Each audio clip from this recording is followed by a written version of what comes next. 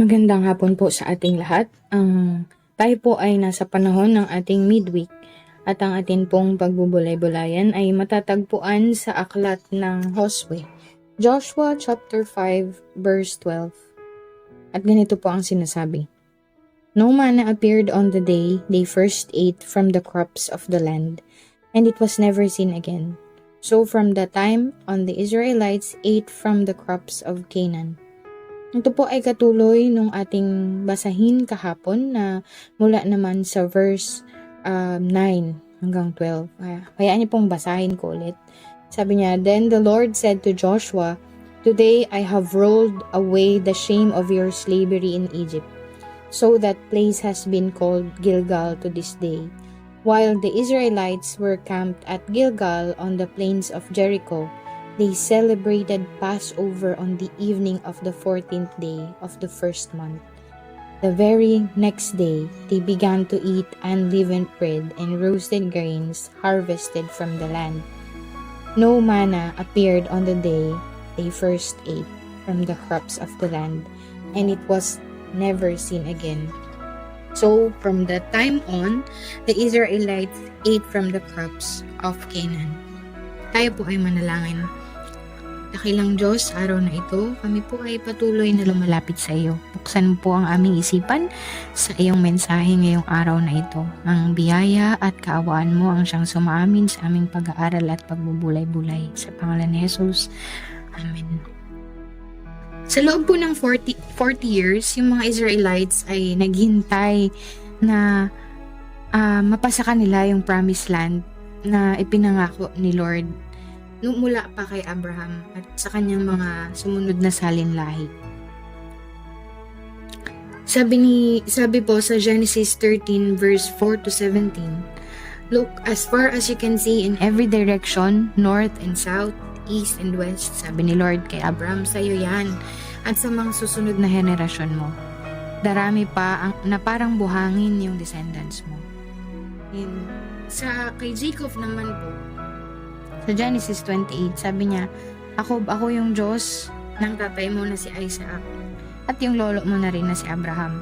Yung lupain na yung hinihigaan ngayon, ibibigay ko yan sa iyo at sa iyong mga binhi. At ang iyong binhi ay magiging gaya ng alabok sa lupa. Ikaw ay lalaganap sa east and sa south, sa north and all directions. Yun yung promise ni Lord. The earth will be blessed through you. And alam naman po natin yung nangyari, di ba? Sa lipi din ni Jacob nang galing yun. Sa Messiah. Yun. Kay Jose po, sabi niya sa Genesis 50:24, Soon I will die, Joseph told his brother, but God will surely come to help you and lead you out of this land of Egypt. He will bring you back to the land he solemnly promised to give to Abraham, to Isaac, and Jacob. And kay Moses po, sabi niya sa Exodus 6:6-8, Kaya't sabihin mo sa mga anak ni Israel, Ako ang Panginoon, at aking ilalabas kayo sa ilalim ng pasanin ng Ehipsyo, at aking aalisin kayo sa kanilang pagkaalipin, at aking tutubusin kayo sa pamamagitan ng unat na bisig at ng dakilang kahatulan, at kukunin ko kayo sa akin na isang bayan, at ako'y magiging inyong Panginoon, na inyong pasan mula sa inyo pang makilala. Ako ang Panginoon ninyong Diyos ng mga Ehipsyo, at dadalhin ko kayo sa lupain na aking isinumpa na ibinigay kay Abraham, kay Isaac at kay Jacob. Ang dakilang pangakong ito ng Panginoon ay malapit nang matupad nung mga panahon na iyon ng mga Israelita nang pumasok sila sa Promised Land. The Israelites wandered for 40 years sa ilang. Sila ay tumawid sa Ilog Jordan at sila ay literal na nag-camp din sa labas ng Kanaan. Yung pagod ng mga taong ito ay nasa posisyon na umangkin sa lupang pinangako sa kanila. Nakipaglaban sila. Pero bago sila makapasok sa Promised Land, di ba, kung saan nila matatamasa yung masaganang pagpapala ng Panginoon. They wandered for 40 years. Diba po? At isang malaking pagbabagong kinakaharap nila na binanggit sa talatang yun ay yung pagpasok sa Kanaan. Hindi lang yung pagpasok sa Kanaanan, kundi yung pag-stop din nung mana, di ba po? Kasi for 40 years, pinrovide ni Lord yung pagkain nila. Pero, nung mga panahon na yun, nung pumasok sila sa Promised Land, mana ceased. So, for 40 years, God sustained Israelites through mana. Binigyan nila siya ng, niya sila ng sangkap na tinatawag na mana, na ang ibig sabihin talaga ay, what is it?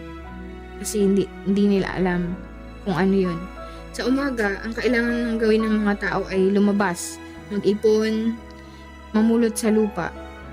Meron silang sapat na pagkain para lang sa araw na yon. Pero kapag panahon naman ng Sabbath or araw ng pamamahinga, ang in-instruct sa kanila ni Lord ay kumuha sila ng dobleng halaga ng mana para hindi na nila kailangang kumuha ng pagkain sa araw ng Sabbath.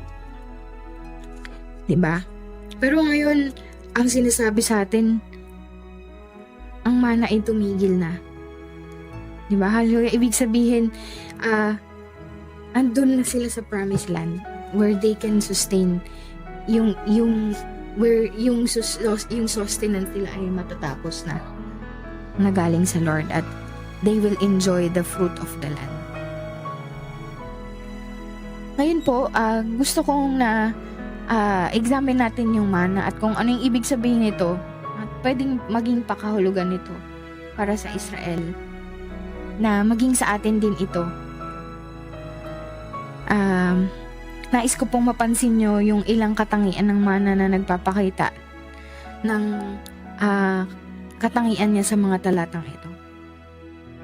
Mana is a gift from God.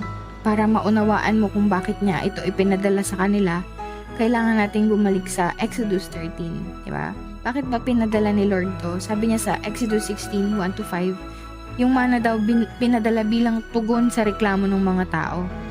Sa verse 2, sila ay nagutom at nawalan sila ng pagkain na dati nilang kinakain sa Ehipto. Di ba? Sabi niya, dati may melons and onions, di ba? Doon sa Egypt. Sinabi ng Diyos kay Moses na siya ang magpapaulan ng tinapay mula sa langit para sa kanila. Sinabi din ng Diyos kay Moses na ang mana ang magsisilbing pagsubok para sa mga tao sa Israel.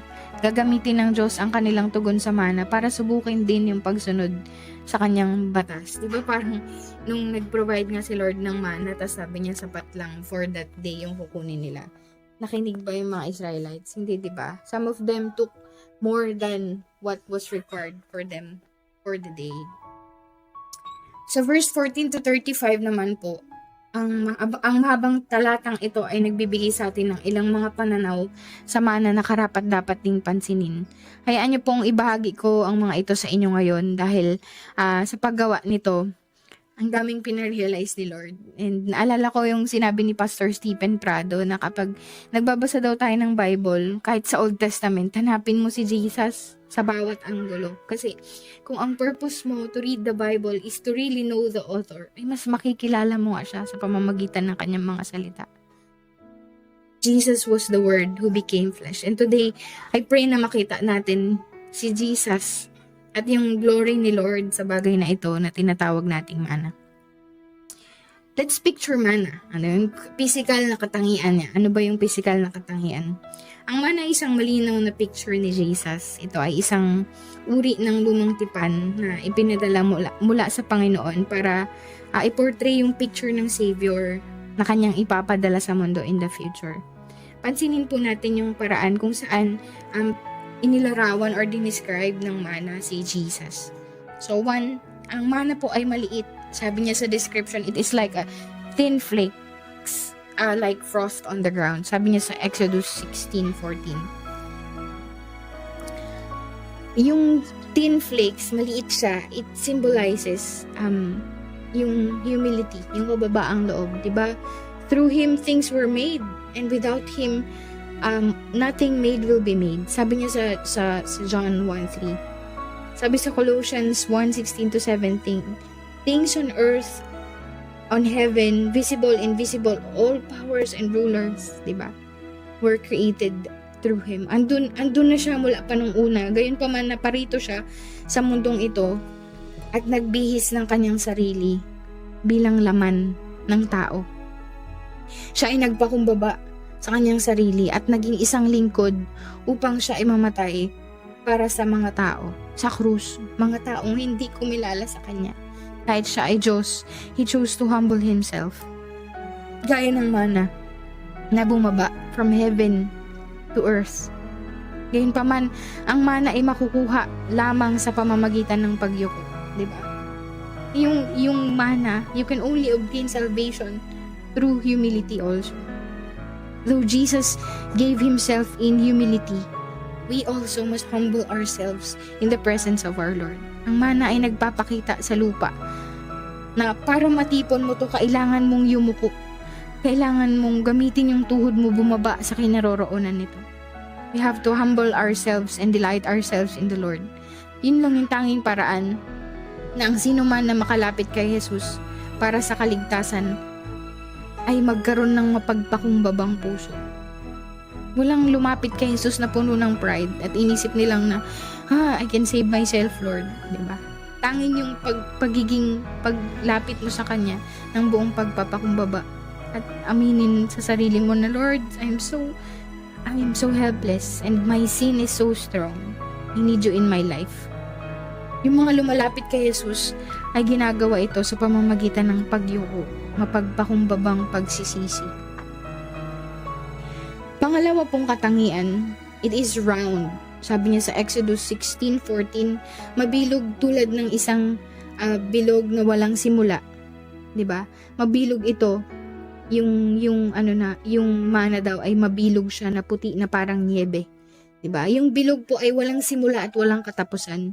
Jesus is the everlasting God. He is the Alpha and Omega. Bago pa pinanganak si Abraham, naroon na siya. 'Di ba? Sabi niya sa John 8:58. At kung paano siya walang simula, hindi rin siya magkakaroon ng wakas. Sabi sa Hebrews 7:25. Lagi siyang namamagitan, kaya safe lagi yung lumalapit sa kanya. He is constant, the very present help in times of need. Sabi nga ni King David. Pangatlo, ito ay maputi. Sabi niya, Exodus 16:31, puti tulad ng pinakadalisay na niebe. Ang kaputian ng mana ay nagsasalita din sa purity ni Jesus. He was holy and blameless even up to His last minute on the cross. Siya ay sinilang sa mundong ito na walang bahid din ng kasalanan ng tao. Di ba po? He was conceived by the Holy Spirit. 1 Peter 2:22 and John 3:5, lahat yan. Hebrews. Ito yung mga katunayan na hindi man lang niya nagawang magkasala, kundi nabuhay siya ng walang kasalanan upang siya naman ay mamatay para sa kasalanan natin sa krus, di ba? Jesus Himself became sin for our sake. Yung isang taong walang kasalanan ang makakagawa niyan. As blameless as He is, He became sin for us. Pang-apat po, dumarating yung mana tuwing gabi, di ba po? Mana, bumababa siya. Tapos kinaumagahan ay nandun na siya sa ground. Di ba si Jesus din, sinilang siya during the night, di ba? Hindi lang during the night, kundi during the darkest times ng Israel, sa panahon ng kaguluhan. Dumating siya sa mundo kung saan nakakulong sa spiritual blindness and darkness yung mundo para bigyan ito ng liwanag, di ba?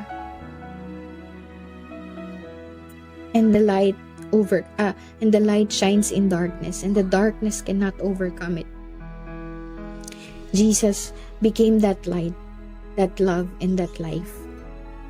Nung night na yun, nang dumating siya. Panglima, hindi maintindihan yung mana nung mga nakahanap nun. Diba? Kaya nga siya mana, ang ibig niya sabihin sa English, what is it? Mana, what is it? Talagang, kapag dun, hinanap daw po natin yung Hebrew translation ng mana, it means, what is it? Hindi siya naintindihan. And even Jesus, diba?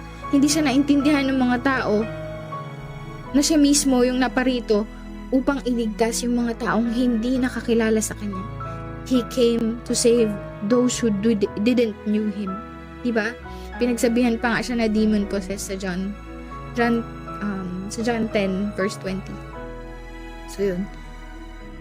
Hindi din siya naintindihan at first ng mga tao. Number 6, yung mana ay naging sapat sa pang-araw-araw na kailangan ng tao. Yung mana na yon, it was enough. Diba sabi niya, those who gathered more had enough and those who gathered less had enough. Naging sapat siya sa bawat tao. Sa loob ng 40 years, ang mana ay naging sapat para sa bata, sa matanda, para sa lahat ng nasa in-between. Ang mana ay tama para sa lahat.